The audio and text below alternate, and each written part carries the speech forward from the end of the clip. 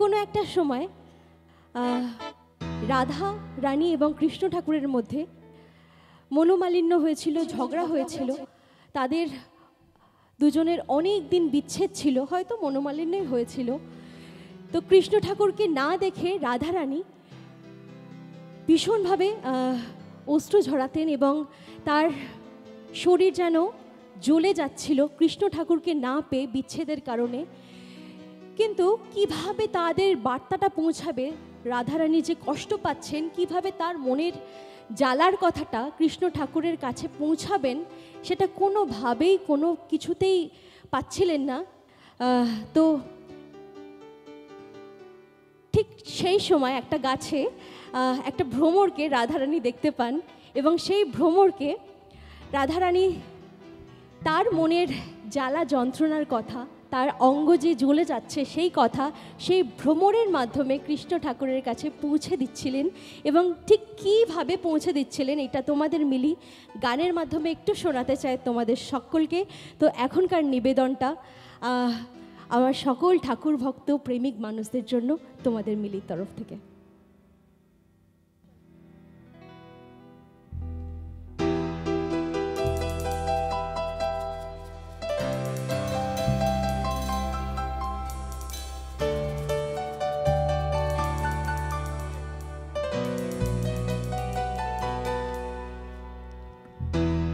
ভ্রমর কয়ো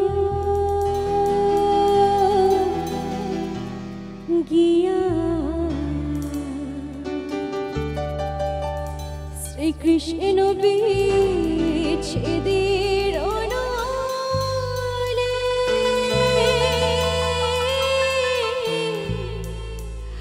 অঙ্গ যাই চলে আরে ভ্রমর গো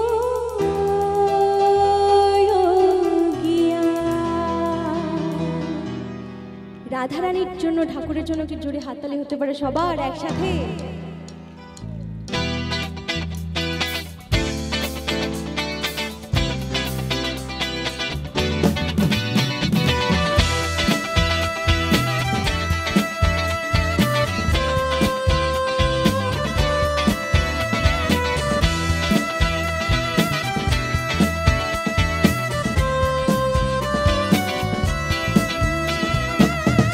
ভ্রমর কয়ো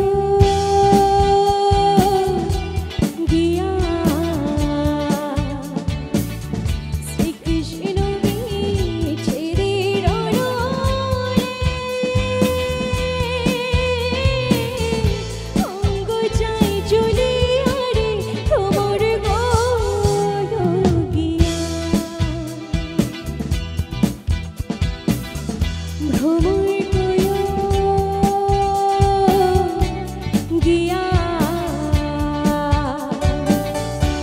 কৃষ্ণ